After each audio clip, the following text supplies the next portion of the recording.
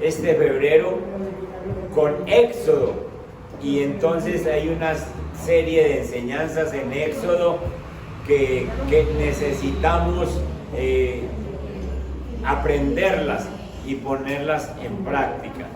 Entonces, la enseñanza de hoy se llama No más esclavitud, y en Éxodo capítulo 1, vayan conmigo al capítulo 1 y damos gracias al Señor. Antes de empezar a leer, quiero preguntarles, porque a mí me gusta preguntar mucho. ¿Cuántos se han leído Éxodo? 1, 2, 3. Bueno, listo. Pero la segunda pregunta es más comprometedora. ¿Qué saben de Éxodo? La salida del pueblo de Israel de la esclavitud a la libertad. Muy bien. ¿Qué más saben de eso? ¿Qué más han leído en Éxodo? Así, ideas sueltas que se le vengan. Yo he leído Éxodo y ahí encontré tal cosa. A ver. Encontramos también la desobediencia del pueblo de Israel. El pueblo es desobediente en el desierto. Ok, bien, ahí encontramos desobediencia. Mana, Adriana. El maná, el alimento. Dios se deja ver con alimento en el desierto. Muy bien. La misericordia de Dios. Ustedes que estaban cansados y se enfermaban de los pies y el vestido. No se enfermaban. No. Vivían caminando y no se... Ni el cansado se les dañaba. Sí. Los zapatos crecían con el pie. Yo lo Las renovaba chanclas, cada día. Idelita. El Shekinah. ¿Cómo? El Shekinah. La presencia de Dios. La nube de gloria que los acompañaba de día y de noche, hermano Elkin. El llamamiento de Moisés, muy importante. Sí. Dios llamó a Moisés. Los mandamientos del Señor. Se dieron los mandamientos del Señor. Dios les dio la ley. Los milagros de Jesús. Los milagros, ¿con qué?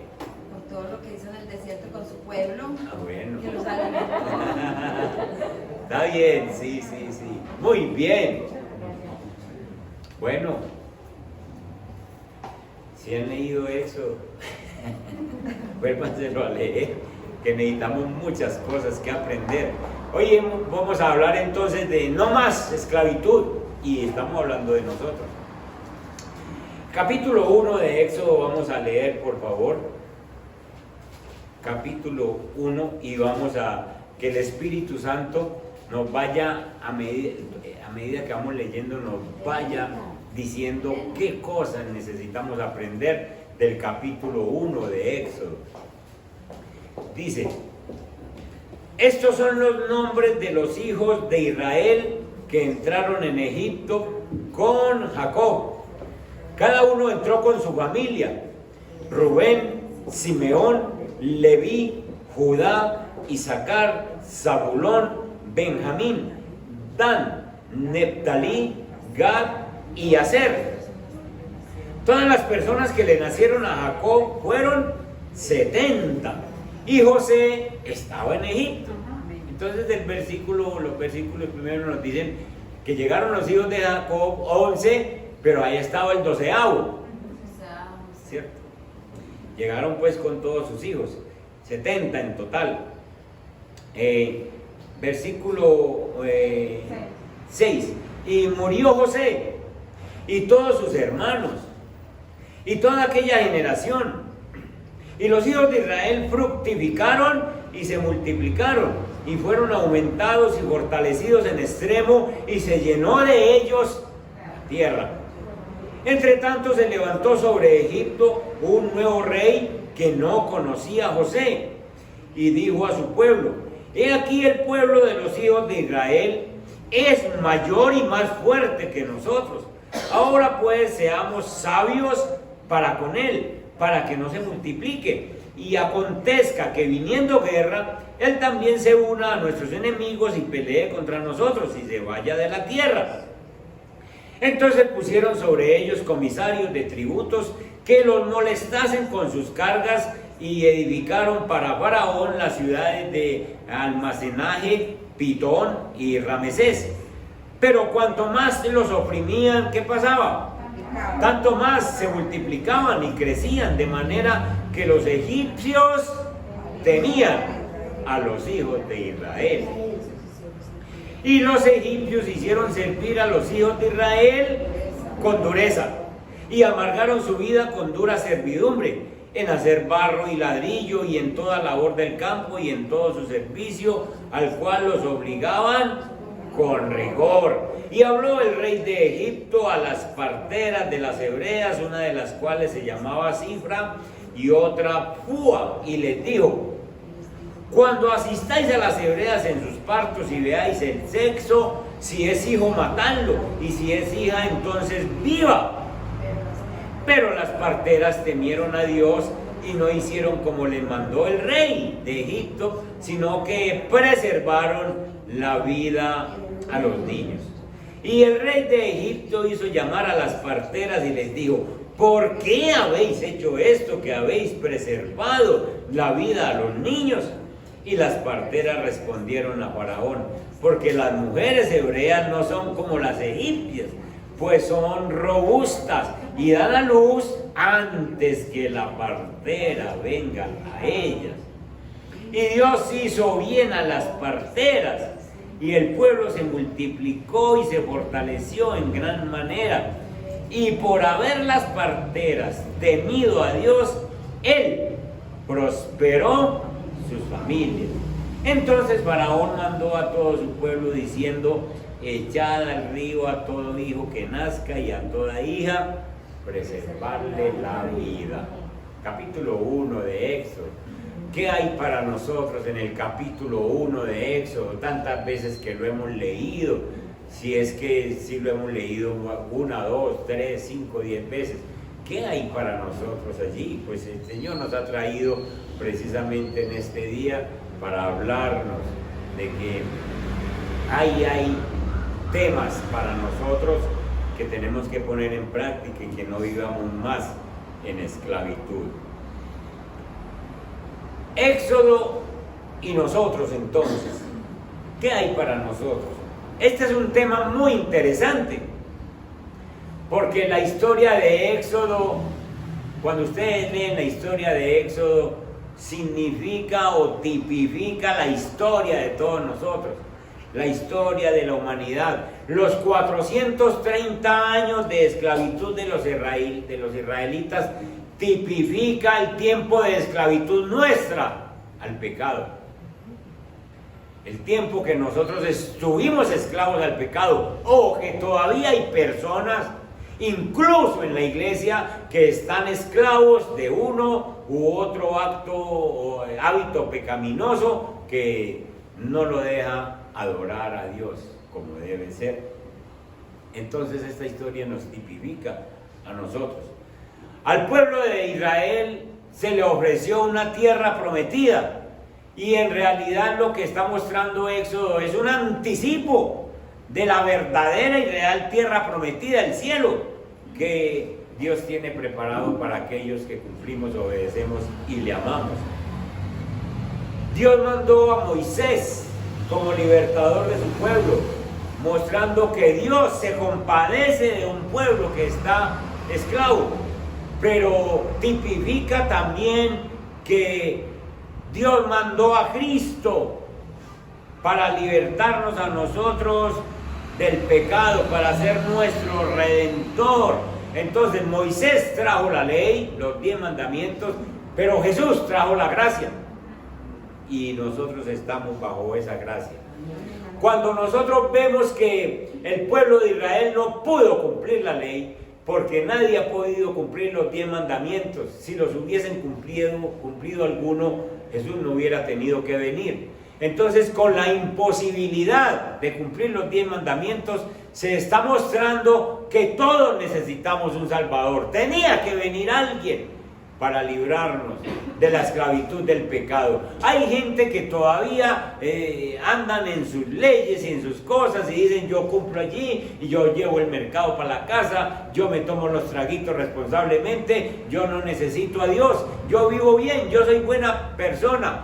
Esa persona sencillamente cree que está cumpliendo, pero todos necesitamos un Salvador. Esas personas necesitan un Salvador, así como nosotros necesitamos un Salvador que nos mostrara la verdad y nos librara del pecado. Entonces, el libro de Éxodo nos revela a nosotros nuestras luchas. Las luchas del pueblo de Israel son nuestras luchas. Nos revela nuestros sufrimientos, nos revela nuestros desafíos, nos revela nuestras opresiones, y por eso tenemos que leer y encontrar qué es lo que Dios quiere para nosotros en este libro, porque este libro también nos revela a Cristo y que somos dirigidos por Dios para encontrarnos con Él. Así que la historia de Israel en Éxodo no es uno leyéndolo como: eso por allá es un pueblo lejano, eso ocurrió por allá hace tantos años y eso no tiene nada que ver conmigo. Es una historia real, es una historia no tanto de un pueblo que salió de la esclavitud, no tanto de un hombre como Moisés que fue escogido para sacar ese pueblo, no tanto de los milagros que Dios hizo en el desierto. Es la historia de un Dios soberano, es la historia de un Dios que gobierna de acuerdo a su voluntad, es la historia de un Dios que ha decidido revelarse a su pueblo, es la historia de un Dios que ha decidido que la gente que creemos en Él no permanezcamos en esclavitud, en ninguna clase de esclavitud. Entonces, por eso cuando lean a Éxodo, piensen más bien en ese Dios soberano. ¿Y cuál es la intención de ese Dios soberano al revelarse allá en Egipto? ¿Cuál es la intención? La intención es liberar al pueblo que está esclavo, liberarlo de Faraón, pero liberarlo también de la mentalidad de Egipto y traerlo al desierto y traerlo a una tierra libre, escúchenme, donde el pueblo pueda adorar a Dios. Repetidas veces le dice Dios a Moisés: dígale al faraón que deje ir a mi pueblo. ¿Para qué? Me adore. Hermanos, ya entramos en este tema. ¿Sabe cuál es la intención verdadera de Dios con usted y conmigo? Que nosotros seamos liberados de todo pecado, para que nuestra adoración suba libre, para que yo no esté adorando a Dios con unas manos levantadas y con una mente lejos en otra cosa, para que yo pueda sencillamente estar libre, que yo sencillamente pueda adorar a Dios en mi libertad que Él me dio, y no haya nada que me detenga de un tiempo de adoración a Dios. Deja ir a mi pueblo, ¿para qué? Me adore. Esa es la intención de Dios, libertar al pueblo del pecado, para que el pueblo pueda adorar a Dios. Hoy en día, en la iglesia, todavía hay gente muy oprimida, que sencillamente no son capaces de adorar a Dios, porque tienen su cabeza todavía en Egipto, su corazón, porque el mundo está metido aquí. En cambio les ponen Darío Gómez y esos sí son felices con Darío Gómez.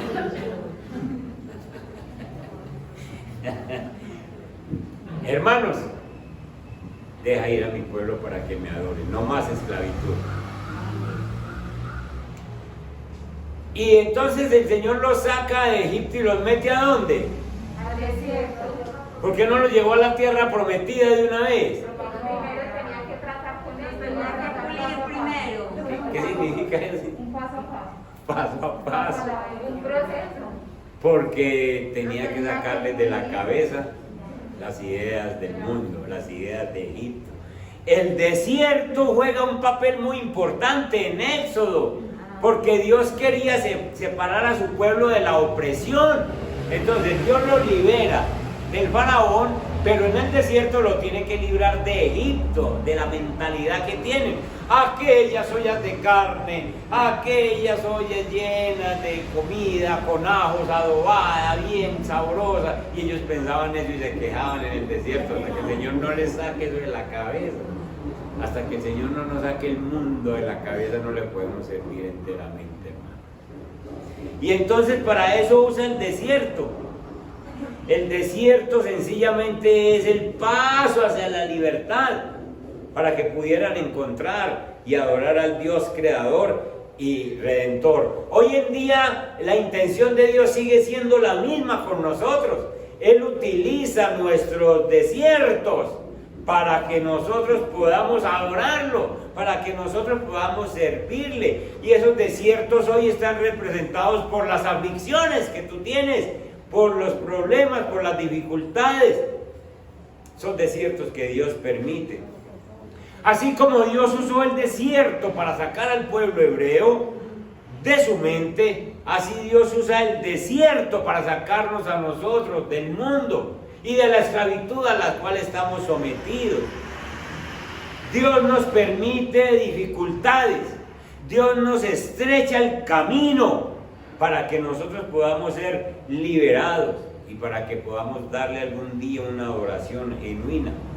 Escuchen, Dios pudiera dejarnos en nuestras comodidades. Y usted dice, ¿por qué me pasan tantas cosas? Dios podía dejarte que no te pasara nada.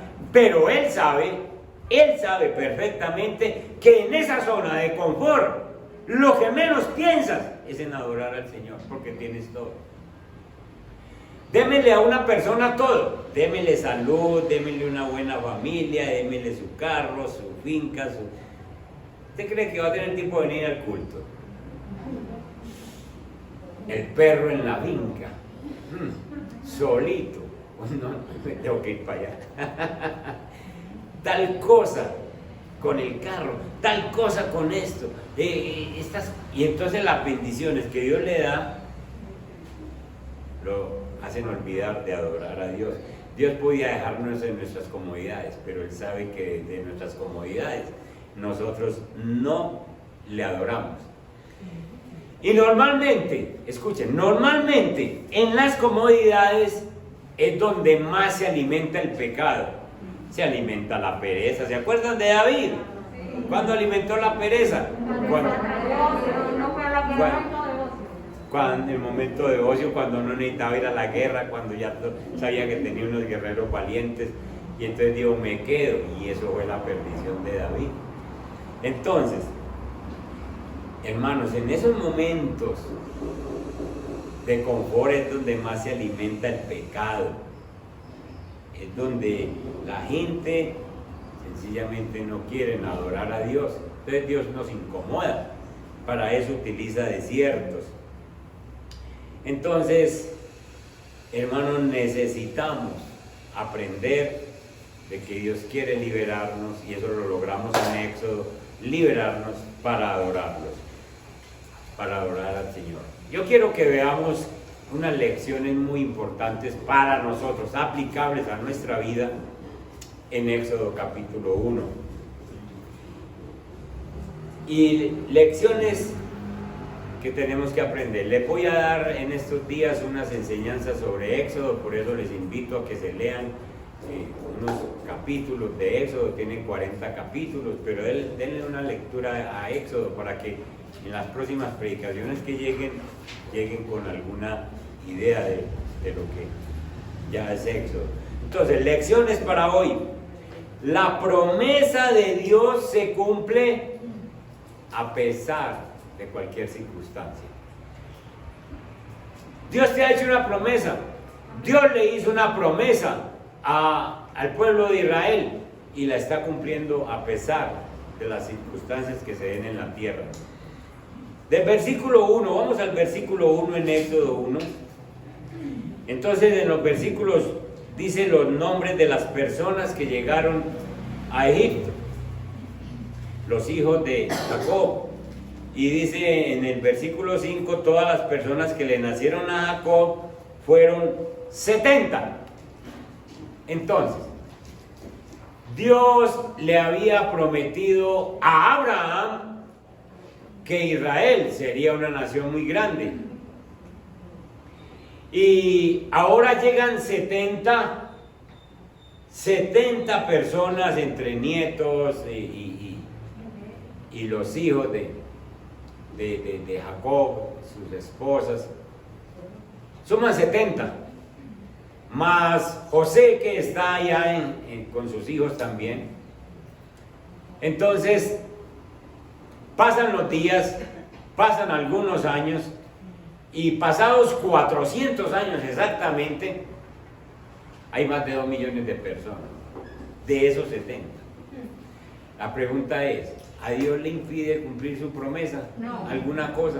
No. Dios está cumpliendo la promesa, y están allá en Egipto, y sencillamente allí pasan de 70 a casi 2 millones de personas. Cuando Moisés los está sacando de Egipto, tiene una caravana de más de 2 millones de personas cuando llegaron 70. ¿Ustedes recuerdan por qué están los israelitas en Egipto? ¿Cómo llegaron? Por José. José lo llevan allá, lo venden como esclavo, ya ustedes conocen la historia, interpretan los sueños de Faraón y llega a ser el segundo, el administrador de Egipto, y entonces Faraón lo pone en un gran puesto y es muy estimado por ese Faraón y le dice, traiga a su familia, y le da las mejores tierras, y entonces por eso se establece en Egipto. Jacob no quería ir a Egipto porque él necesitaba una dirección de Dios. Vayan a Génesis capítulo 46. Alguien que me lea el verso 3.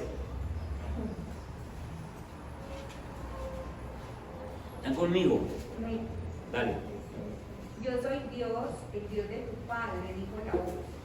No tengas temor de descender a Egipto, porque allí haré de tu familia una gran nación. Amén. Cuando José manda a traer a su papá, le dice a los hermanos, vayan, traigan a mi papá, traigan a la familia, tráiganse a todos, que yo les doy comida aquí. Entonces José no quería, Jacob no quería, pero Dios se le aparece a Jacob y le dice en Génesis capítulo 46, verso 3, le dice, yo soy Dios, el Dios de tu padre, y le dice, no temas de descender a Egipto, no temas descender a Egipto, porque allí, ¿en dónde? En Egipto. Yo haré de ti Una gran nación. una gran nación. Escuchen esto. Aplicación para nuestra vida, la promesa de Dios. Están en Egipto, pero Dios le dijo que allí, en Egipto, lo iba a hacer crecer. Y hay muchas cosas en contra, pero allí lo está haciendo crecer y lo hace crecer. Es decir, que si Jacob no va a Egipto, ¿se pierde qué? ¿De quién? De Dios. La bendición de Dios y la bendición para todo Israel, el futuro, así es. Entonces, la bendición no va a llegar si se quedan en Canaán. Hermanos, si no descienden a Egipto, se pierde la bendición. ¿Qué aprendemos para nosotros? Escuchen esto, no cualquier lugar es donde Dios te va a bendecir. No es en cualquier lugar donde Dios te va a bendecir. Es donde Dios dijo que estés. Es donde Dios dijo que debes estar. Es importante que tú y yo estemos donde Dios quiere que estemos para poder recibir su bendición. Jacob se hubiera vuelto un rebelde si le dice, no Señor, yo me quedo en Canaán, bendígame aquí. ¿Ustedes creen que el Señor lo hubiera bendecido? No, porque el versículo dice, no temas descender a Egipto, porque allí, escuchen ese allí haré una nación grande. Es decir, que yo te vea donde yo quiero que estés. Ay, hermano, qué cosas las que nos dice el Señor.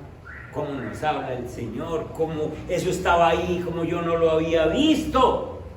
Escuche, hermano, Dios en su soberanía dispone tiempo y lugar para tu bendición. Amén. En su soberanía Él dice, en tal lugar y en tal tiempo. Yo quiero que estés en tal lugar y en tal tiempo te voy a bendecir. No donde tú digas, sino donde yo dije que te voy a bendecir. Amén. Hay mucha gente que se pregunta, ¿por qué Dios no me bendice?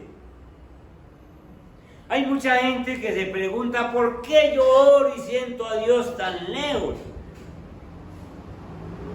Y ojalá escuchara la voz de Dios diciéndole, no te he bendecido porque no estás donde yo quiero que estés. Te mueves y te estás donde yo quiero que estés, exactamente donde yo quiero bendecirte. Hermano, muchas veces nosotros no estamos geográficamente en el lugar donde Dios quiere que esté. O espiritualmente, no estamos espiritualmente en el nivel que Dios quiere que nosotros estemos para bendecirnos. Entonces, sencillamente, Dios sí te quiere bendecir, pero te quiere geográfica y espiritualmente en el lugar donde quiere. Eso le dijo a Jacob y eso nos está diciendo a nosotros en Éxodo. ¿Por qué bendijo con su promesa a Israel en Egipto? Porque le dije, allí haré de ti una nación grande. Allí, cuando te vea en ese lugar. La oración para usted, para mí, hoy, es decirle, ¿cuál es el allí, Señor? El suyo. ¿Cuál es el allí suyo? ¿En dónde me quiere, Señor? Hermanos, hay veces que nosotros nos movemos de la iglesia, porque es que esa iglesia todo el mundo se conoce y me conocen hasta cómo respiro y todo eso, y me voy para una iglesia donde pueda entrar y salir y nadie me pregunte nada. Si Dios te puso en un lugar, te quiere bendecir, ¿por qué no se espera? Hay veces que nosotros somos tan desobedientes que le decimos al Señor, Señor, yo quiero que usted me bendiga, pero aquí. Y el Señor le dice, ¿a usted quién lo manda a mí? ¿Usted o yo?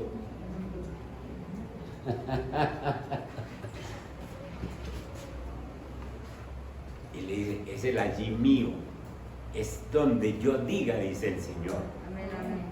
Porque Él es el soberano, porque Él es el rey. Y le dio por hacer crecer a los israelitas en Egipto, en el allí de Él, en Egipto. Entonces, hermanos, nosotros, el problema que tenemos es que nosotros nos estamos dejando manejar por los sentimientos y no por la voluntad de Dios. No, Señor, es que a mí me gusta tal cosa, es que a mí me gusta tal otra, es que yo siento esto. Hermanos, el llamado de Dios no se trata de sentimientos, sino de soberanía.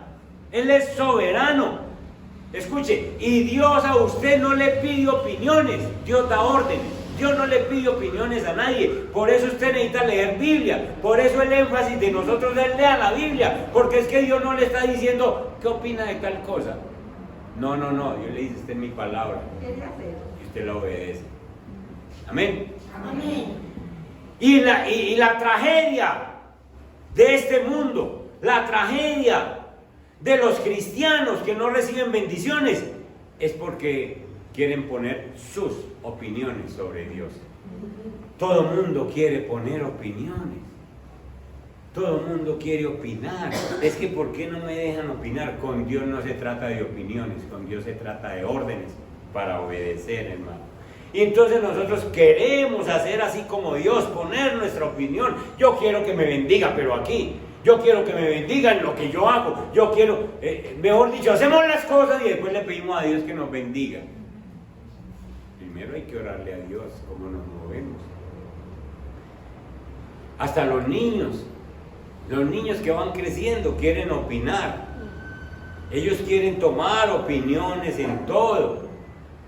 Ellos quieren tomar decisiones. Estamos viviendo una generación muy sentimental, que todos son sentimentales. Es que yo siento hacer tal cosa. Yo siento que desde la casa puedo vivir como cristiano. ¿Se siente eso? Porque no lee Biblia a ver qué dice la palabra. Y los niños encontramos también dando opiniones. Sencillamente ellos dan opiniones. Ustedes imaginan un niño de 4 o 5 años, que la mamá llega y les pone ahí una sopa bien nutritiva y dice: mamá, yo opino que yo quiero más bien un perro o con salsita, yo considero que me gusta más eso, que me dicen, porque ellos quieren opinar. Pero si usted deja que ellos hagan lo que quieran, entonces ellos se crecen desnutridos. Pero quieren opinar. Hermanos, esto no se trata de sentimientos, hermanos. Esto no se trata de sentimientos, esto se trata de hacer la voluntad de Dios. El problema de esta generación es que quiere gobernarse porque yo siento, a mí me parece, yo creo. ¿Ustedes creen que si Jacob hubiera dicho, no, pues muchachos, ustedes me dicen que José está allá en Egipto, que mandó unos carros para que me llevaran a mí? Yo creo que no, yo creo que eso en Egipto, yo creo que no, yo me quedo aquí y hagan ustedes lo que quieran, yo me quedo. ¿Ustedes creen que la bendición hubiera seguido para Israel? Se había acabado el futuro de Israel, pero Dios se le apareció y le dijo: no temas, desciende, porque allí haré de ti una nación grande, allí donde yo te quiero. Allí donde yo te quiero. Pídale al Señor cuál es el allí de Él para usted. Dígale: Señor, ¿dónde me quiere? ¿Qué es lo que quiere? Señor, yo quiero hacer su voluntad. Yo no voy a dejar de manejarme por sentimientos. No es lo que a mí me parece, es lo que usted quiere para mí. Y amárrese sus zapatos. Dígale al Señor: yo voy a hacer su voluntad. Esa lección la aprendemos en Éxodo capítulo 1. ¿Habían visto? No. Ahí la tenemos en Éxodo 1. La promesa de Dios se cumple a pesar de las dificultades que hayan alrededor, porque si lo habló Dios, es el allí de Dios. No es como yo quiera. Segunda lección. Usted y yo necesitamos cultivar paciencia y fidelidad. Dios le promete a Jacob que va a ser una nación grande en Egipto. ¿Saben cuánto se demora el tiempo entre la promesa y el cumplimiento de la promesa? 430 años. Pero Dios empieza a hacer crecer. Dice el versículo que este pueblo crecía tanto que ¿quién llegó a tener miedo? El faraón y el pueblo egipcio. Porque llegaban y miraban para allá, para Gosén, la tierra donde estaban los israelitas, y eran mucho más numerosos, y eran mucho más fuertes, y eran más alentados, porque ellos eran agricultores y pastores de ovejas, entonces comían muy bien. Además eran muy queridos por el faraón que estaba, cuando estaba ¿quién? José. Entonces ellos les iba bien, por eso es que se enseñaron mal a comer bien, y entonces eran muy alimentados, muy bien, y entonces se procrearon muy fácil, mucho. Entonces tuvieron que esperarse esos 430 años para crecer mucho. Nosotros tenemos la particularidad en este tiempo de que nosotros somos muy impacientes. La carne, esta carne quiere las cosas, pero ya.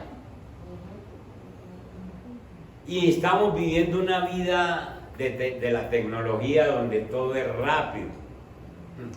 El hijo mío, el nieto mío tiene un computador rápido porque desde el año pasado nos dijo que en la universidad necesitaba un computador que le respondiera rápido. Pero lo mando yo a hacer una tareita al computador mío y me dice: no, esa lenteja, eso que se demora un rato. Porque está enseñado que aquí, y él mismo le aparece. El mío yo tengo que esperar. Tengo que esperar. No tiene la misma velocidad, pero obviamente es viejito, todas las cosas, entonces, pero ellos ya están enseñados a una vida muy rápida. Yo me acuerdo que la abuela mía y mi mamá empezaban a hacer un almuerzo desde las 8 de la mañana, porque pues, la abuela cocinaba con leña y entonces montaba la candela, todo eso, le montaba cosas, que esto que es más duro, quítalo primero, después se le echan las cosas más blanditas. Y un almuerzo para la 1 de la tarde lo montaba de las 8 y había que esperar y meterle candela y que se cocinara bien y que soltara todas sus esencias, en fin. Y entonces uno veía eso hirviendo y uno hacía fila. Ya, y eso todavía no está. Vaya, güey, que todavía estoy hablando que eso todavía no está. Y uno tenía que tener paciencia para esperar el almuerzo. Hoy en día no. Hoy en día no. Hoy en día usted se puede ir a andar y venir a las 11 de la mañana y a las 11 de la mañana montar almuerzo y usted hace almuerzo en un ratico porque hay ollas rápidas, hay fogones rápidos y hay comidas rápidas y entonces en un ratico despacha la gente en un momentico.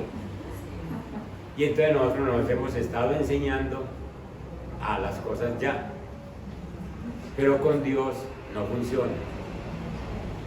Con Dios no funciona esa tecnología, con Dios no funciona ese afán, con Dios no funciona esa rapidez. Nosotros tenemos que someternos a su soberanía. Algunos todavía somos muy impacientes con Dios y no esperamos sus respuestas. Este pueblo esperó hasta que Dios los hizo grandes y se llegó el momento de sacarlos porque ya eran grandes y los sacó de allá, un pueblo muy grande, pero Dios prometió, pero hubo que tener paciencia. Ustedes no ven diciendo a nadie, ni a Moisés, ni a ninguno, ¿cuándo será, Señor, entonces que este pueblo crece? No, tuvieron paciencia y Dios usó paso a paso cada cosa, cada faraón, cada personaje para hacer crecer este pueblo. Vayan conmigo a Hebreos capítulo 10, verso 36.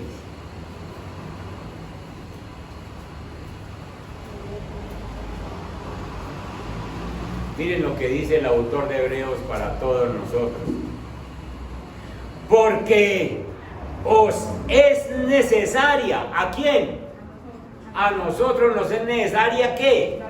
La paciencia. A usted y a mí nos es necesaria la paciencia para que habiendo hecho la voluntad de Dios, obtengáis la promesa. ¿Se dan cuenta? Hebreos 10:36, Serenita. A ustedes y a mí nos hace falta la paciencia, someternos a la soberanía de Dios, porque como les dije, no es como la tecnología, que todo es rápido, que todo es ya, no es así. Con Dios es sometidos a su soberanía, y entonces nos es necesaria la paciencia, para que mientras tengamos paciencia, vamos haciendo su voluntad y se obtenga la promesa. Si uno es impaciente, uno no hace la voluntad de Dios, uno se mueve antes de tiempo. Hago esto, Dios se está demorando mucho, hago esto, parece que Dios no me escucha, me voy para allí, parece que Dios a mí no me entiende, y todo es impaciencia. Y por la impaciencia se hacen cosas que después tenemos que lamentar. Os es necesaria la paciencia para que mientras se vaya haciendo la voluntad de Dios se obtenga la promesa. No se le olvide ese versículo. Entonces, ya hemos aprendido dos cosas por las cuales hay que pedirle al Señor. La primera es que tenemos que pedirle al Señor dónde está el allí de Él. ¿Dónde estoy, Señor? ¿Dónde me quieres poner? ¿Qué es lo que quieres conmigo, Señor? Y la segunda es que nos ayude a cultivar la paciencia de Dios. Tercera enseñanza. Cuidado con despreciar la bendición de Dios. Vamos en Éxodo 1. Escuchen. José, en tiempos anteriores a este faraón, había sido una persona muy importante, pues era el administrador de los alimentos. Y entonces dice la Biblia que subió un faraón que no conocía a José. Yo les hago una pregunta. ¿El pueblo israelita era una amenaza para el pueblo egipcio o era una bendición? Cuidado con despreciar la bendición, se llama este punto. Cuidado con despreciar la bendición de Dios, porque José llegó a ser una bendición.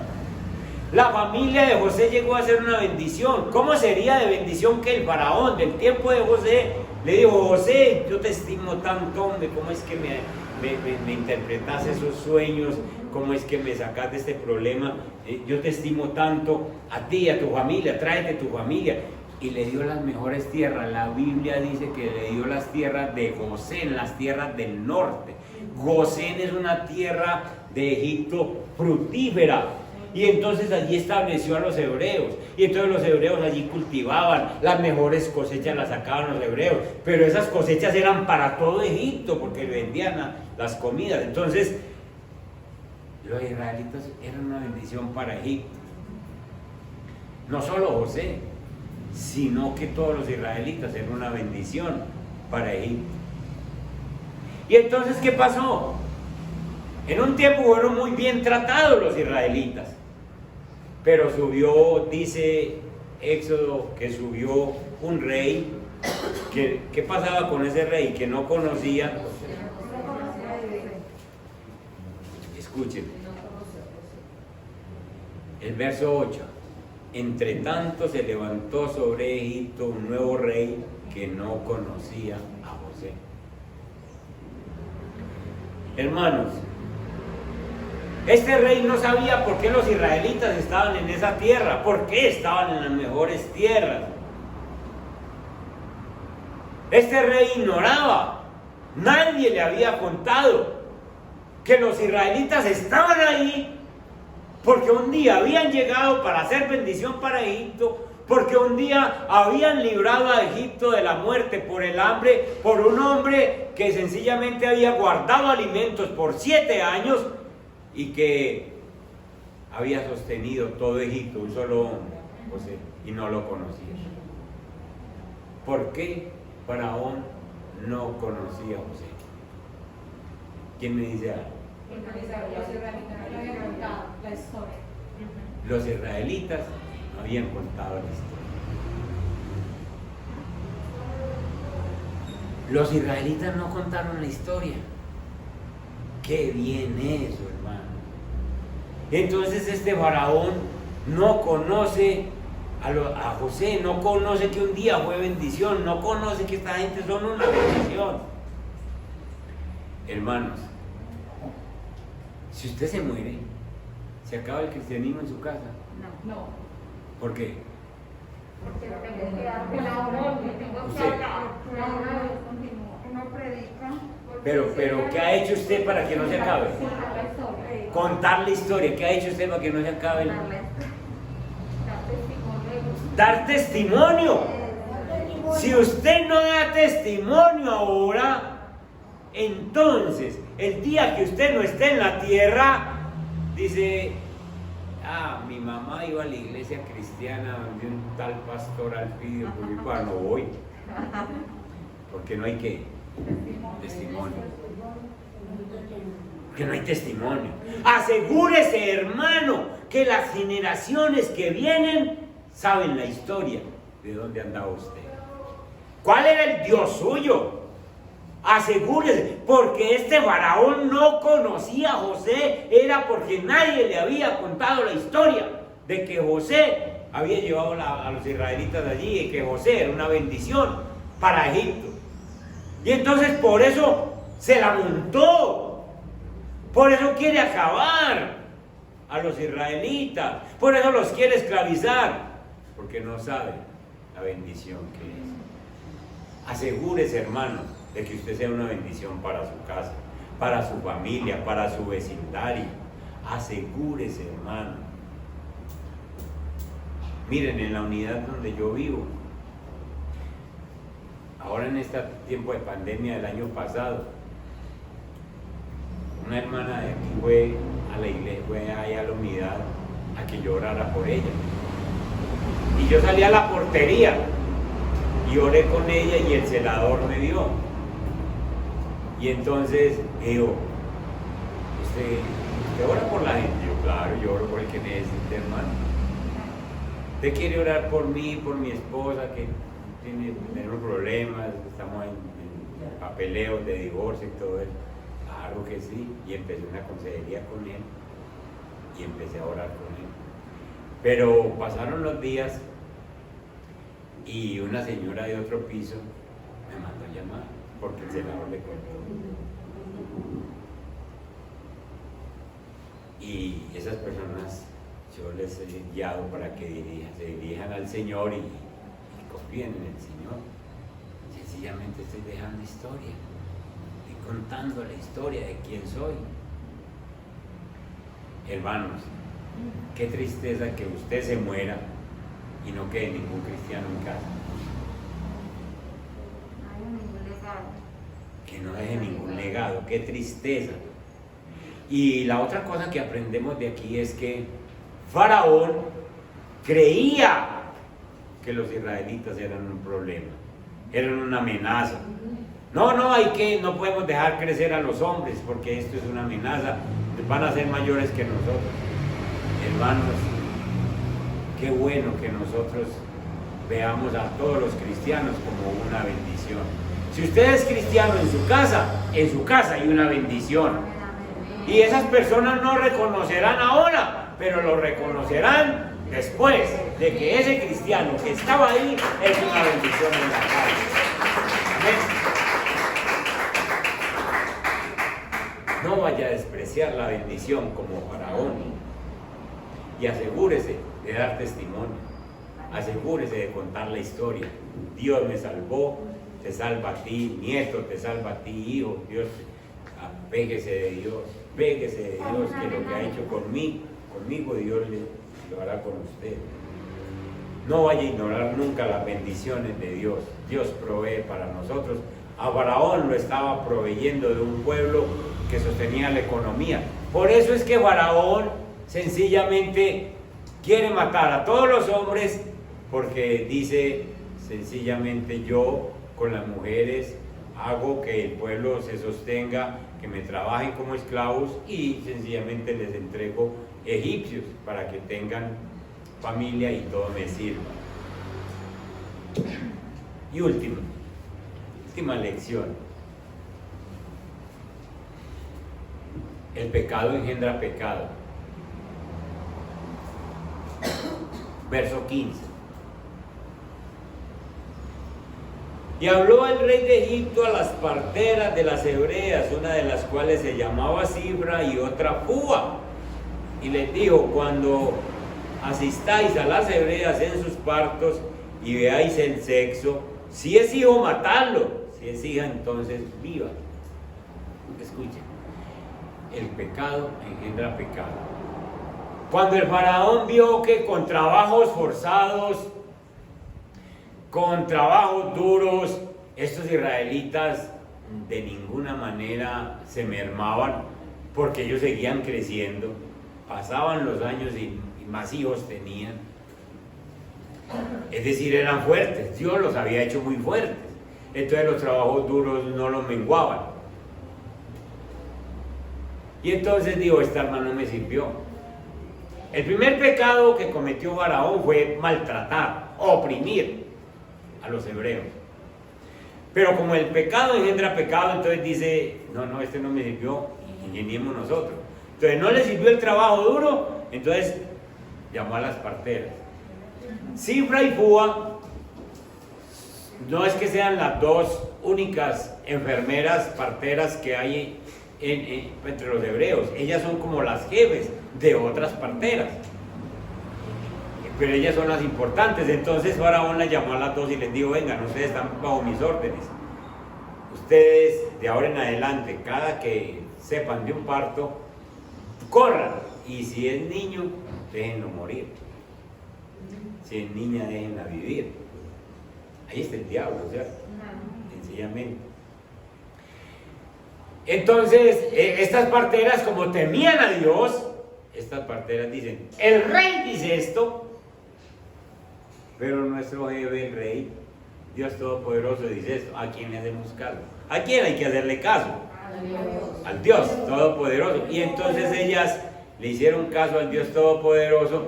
Y entonces el rey volvió y las llamó y les dijo, oye, ¿qué pasa con ustedes? Hombre, todos los días veo más muchachos.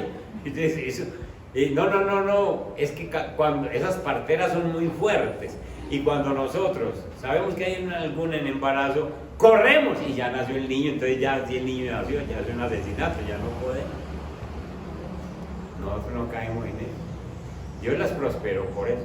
Entonces, como el pecado engendra pecado, este segundo pecado de matar a los niños en el vientre o a recién nacidos tampoco funcionó. Entonces, ¿qué se llevó el rey? Echar los niños al río. Un pecado llama a otro y este llama a otro. Cuando tú dices una mentira, para sostener esa mentira tienes que decir otra. Y para sostener esta tienes que decir otra más grande. Porque el pecado engendra pecado. Entonces este faraón iba cayendo cada día más en una situación pecaminosa más grave. Más grave. Por eso los capítulos que siguen vamos a ver el tratamiento que le dio Dios. Entonces, cuando el faraón no pudo con los trabajos duros, habló con las parteras. Cuando no pudo con las parteras, les dio la orden de ahogar a los niños. Cuando tú cometes un pecado, ese pecado te invita a cometer otro. Una persona que dice sencillamente, yo no cometo adulterio, yo no fornico, pero se toma unos aguardienticos y se los toma con cierta persona, esos aguardienticos lo invitan a que tengan unas conversaciones que no debe tener. Esas conversaciones lo invitan a un lugar donde no debe estar, y ese lugar donde no debe estar le trae maldición y le desgracia la vida. Va creciendo. Un pecado invita a otro pecado. Entonces, Dios quiere que nosotros le temamos más. Por eso nos está hablando de esta manera en Éxodo. Dios quiere que nosotros estemos más cerca de Él. Porque ¿saben Dios qué hizo en Éxodo? Mandó a construir un tabernáculo. ¿Y el tabernáculo para qué es en realidad? Para la presencia de Dios, porque Dios quiere estar con su pueblo. Entonces Dios quiere estar todos los días más cerca de nosotros. Entonces, hermanos, con este primer capítulo de No Más Esclavitud, el Señor nos está diciendo, ojo pues, que ustedes necesitan meterse conmigo y vivir de acuerdo a mi palabra. Hermanos, entonces, ¿quieres bendición? Aprende de Éxodo, que Dios cumple sus promesas sin importar las circunstancias, pero tú tienes que estar en el allí de Dios, donde Dios te dice. Segundo, que nosotros sencillamente tenemos que ser pacientes y tener fidelidad a Dios. Tercero, nosotros necesitamos dejar de añadirle pecado al pecado. Corte con ese pecado, corte con esa situación. Póngase en pie, por favor. Oremos y démosle gracias a Dios.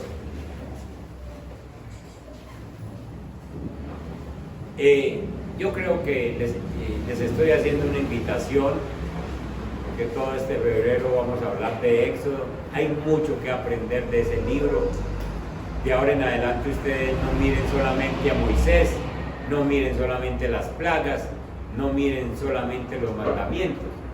Miren a un Dios soberano que quiere apartar un pueblo de la esclavitud para que le adore.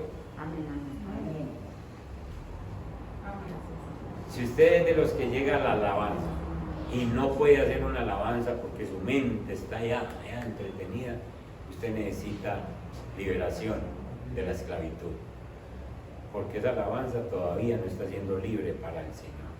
Y Dios quiere un pueblo que le adore libre y hace lo que sea necesario para libertar. Amén. Padre que estás en los cielos, aquí estamos, Señor, bendito Dios, en esta mañana, te damos a ti la gloria y la honra. Padre Santo, gracias por hablarnos, Señor, de esta manera. Tú eres el Dios soberano y la intención tuya ha sido liberar al pueblo para que el pueblo te adore. Y tu intención no ha cambiado, Señor.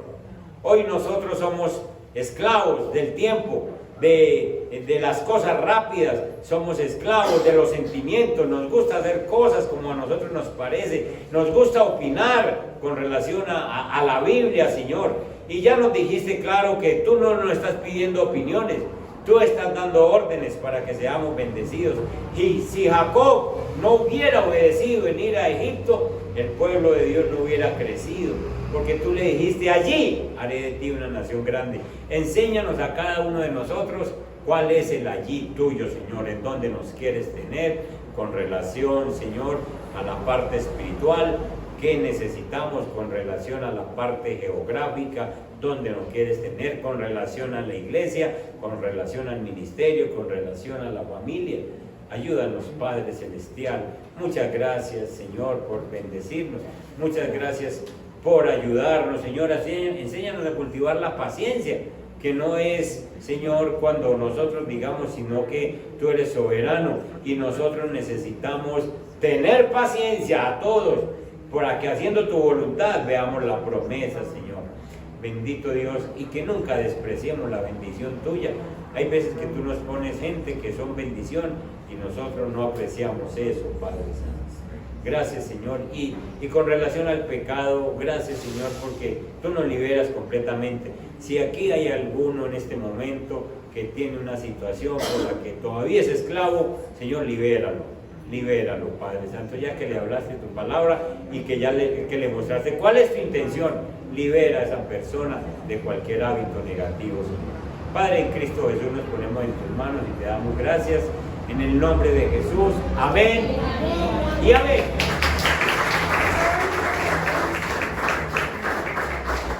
Dios me les guarde, me les bendiga. Nos vemos pues. Se van leyendo Éxodo. Dios me les guarde.